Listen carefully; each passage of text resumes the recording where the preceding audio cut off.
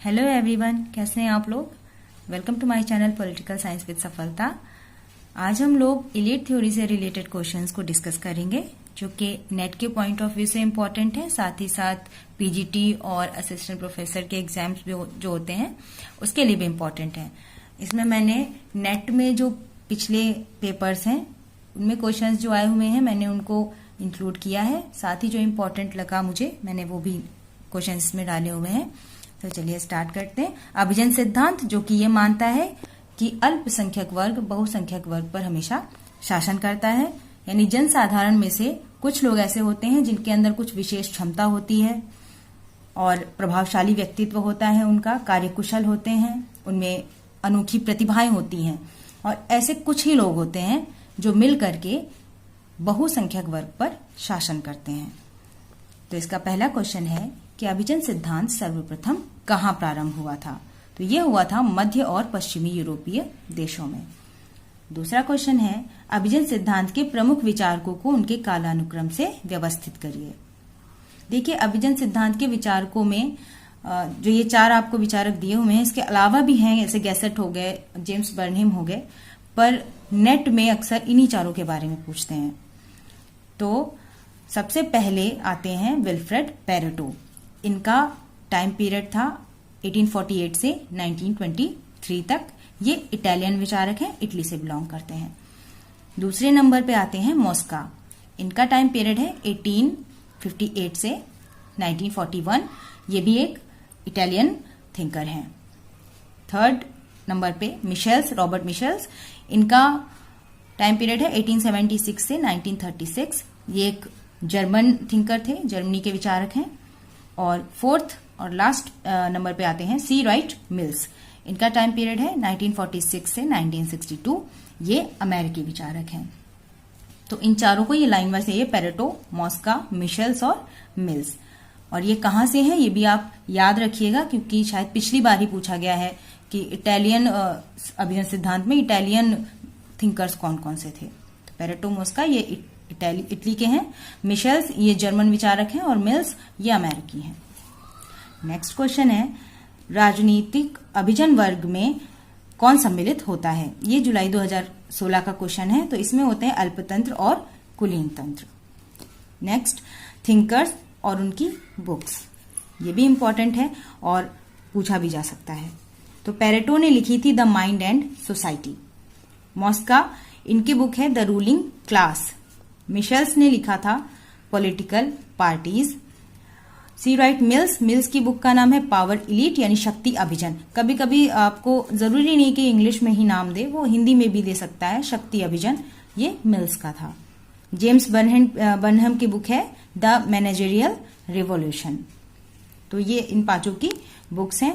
इनको जरूरी नहीं है, मैं कह रही हूं ना, हिंदी में भी पूछ सकते हैं, तो आप इसको याद रखिएगा। नेक्स्ट क्वेश्चन नंबर 5 है किसने कहा था कि आधुनिक युग में प्रबंधकों का शासन है।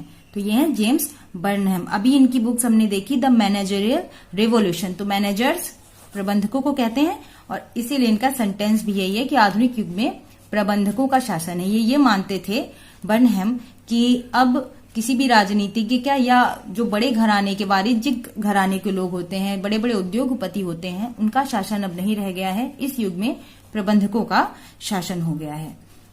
तो ये सेंटेंस है जेम्स बर्नहेम का। नेक्स्ट क्वेश्चन है किसने अभिजनवाद को एक आर्थिक उपागम प्रदान किया। तो आर्थिक उपागम इन्हीं का है, जेम्स बर्नहेम का, जो कि ये कहते हैं कि आधुनिक युग में प्रबंधकों का शासन हो गया है। फिर है किस विचारक ने विशिष्ट वर्गीय सिद्धांत का मनोवैज्ञानिक विश्लेषण प्रस्तुत किया। या फिर इसको ऐसे भी पूछा जा सकता है कि अभिजन सिद्धांत का मनोवैज्ञानिक उपागम किसने दिया था। तो ये थे विल्फ्रेड पेरेटो।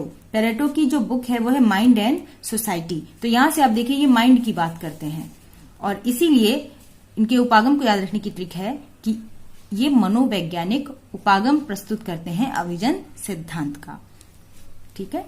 नेक्स्ट है अभिजनवाद का संरचनात्मक उपागम किसने प्रदान किया। तो संरचनात्मक जो उपागम है वो है मॉस्का का। मॉस्का की बुक थी द रूलिंग क्लास, यानी कि सत्ता वर्ग। सत्ता करने वाला वर्ग। तो संरचनात्मक जो उपागम है अभिजनवाद का वो है मॉस्का का। क्वेश्चन नंबर 9 है अभिजन सिद्धांत का संगठनात्मक विश्लेषण किसने प्रस्तुत किया। तो यहाँ पर संगठनात्मक की बात हो रही है, ये था मिशेल्स का। मिशेल्स बात करते हैं पॉलिटिकल पार्टीज की, राजनीतिक दलों की, और इसीलिए इनके विश्लेषण को कहा जाता है संगठनात्मक विश्लेषण या संगठनात्मक उपागम भी कहा जाता है। अभिजनवाद का 10th क्वेश्चन है अभिजनवाद का संस्थात्मक उपागम किसने प्रदान किया। तो संस्थात्मक उपागम था सी राइट मिल्स का, जिनकी बुक है पावर इलीट। क्वेश्चन नंबर 11 है सी राइट मिल्स की रचना द पावर इलीट जो आई है 1956 में, किस देश के अभिजनों का सामान्य विश्लेषण किया गया था इसमें। तो हमने पीछे देखा था मिल्स जो है एक अमेरिकी विचारक हैं, तो इन्होंने संयुक्त राज्य अमेरिका के विकसित पूंजीवाद में जिस तरह अभिजन यानी कि कुछ लोग जनसाधारण पर शासन करते हैं, उसके विषय में इन्होंने बात करी थी द पावर इलीट में। क्वेश्चन नंबर 12 है गुट तंत्र का लौह नियम या अल्प तंत्र का कठोर कानून किसके द्वारा प्रदान किया गया। तो ये रॉबर्ट मिशेल्स ने इसको दिया था, ये कॉन्सेप्ट गुट तंत्र का लौह नियम। रॉबर्ट मिशेल्स ये मानते थे कि जो जनसाधारण होती है यानी कि जो जनता होती है वो एक तरह से आलसी होती है, निष्क्रिय होती है और शासन चलाने का उसमें सामर्थ्य नहीं होता है, ना ही उसकी इच्छा शक्ति ऐसी होती है। इसीलिए ऐसा होता है कि कुछ लोग, कुछ नेतागण राजसत्ता पर अपना पूरा एकाधिकार जमा लेते हैं, ठीक है, और ये मानते हैं कि किसी भी तरीके की शासन प्रणाली क्यों ना हो, राजनीतिक शक्ति जो होती है ना वो छोटे से ही वर्ग के पास होती है, और इन्होंने ये कॉन्सेप्ट दिया था। ये बहुत इंपॉर्टेंट है, कई बार पूछा भी जा चुका है। क्वेश्चन नंबर 13 है मिशेल्स ने अपनी रचना पॉलिटिकल पार्टीज में किस दल का अध्ययन किया है। तो ये था जर्मन समाजवादी दल, जर्मनी के थे, वहीं के सोशलिस्ट पार्टी का उन्होंने अध्ययन किया था। नेक्स्ट है क्वेश्चन नंबर 14 किस विचारक ने कहा है कि अभिजनों में शेर और लोमड़ी जैसे बल प्रयोग और चालाकी के गुण होने चाहिए। तो ऐसा बोला था विल्फ्रेड पेरेटो ने, जिसमें से पेरेटो ये मानते हैं कि जो बल प्रयोग है ये चालाकी से ज्यादा इंपॉर्टेंट गुण होना चाहिए अभिजनों का। नेक्स्ट क्वेश्चन है किस अभिजात सिद्धांतवादी ने कहा कि अपने व्यक्तिगत गुणों के कारण कोई व्यक्ति समाज में उतना प्रभावी नहीं होता है जितना वह जन समूह द्वारा उसमें सामाजिक ऊर्जाएं भर दिए जाने के कारण होता है। तो ऐसा कहा था गैसेट ने, जिन्होंने मास माइंड की संकल्पना दी है। और आपसे ये भी पूछा जा सकता है कि जन समूह का सिद्धांत किसने दिया, तो वो गैसेट थे। ये आम जनता या जन समूह की बात करते हैं, इसीलिए आम जनता का सिद्धांत भी इसको कहा जाता है, और ये भी किसने दिया था, गैसेट ने दिया था। यही हमारा क्वेश्चन नंबर 16 था। 17 क्वेश्चन है किसने अभिजात वर्ग को 2 प्रकारों में वर्गीकृत किया। पहला था संगठित और निर्देशित करने वाले अभिजात वर्ग, और जो दूसरा प्रकार बताया वो था अनौपचारिक रूप से संगठित और विसरित अभिजात वर्ग। तो इन दोनों वर्गों में बांटा था कार्ल मानहीम ने अभिजात वर्ग को।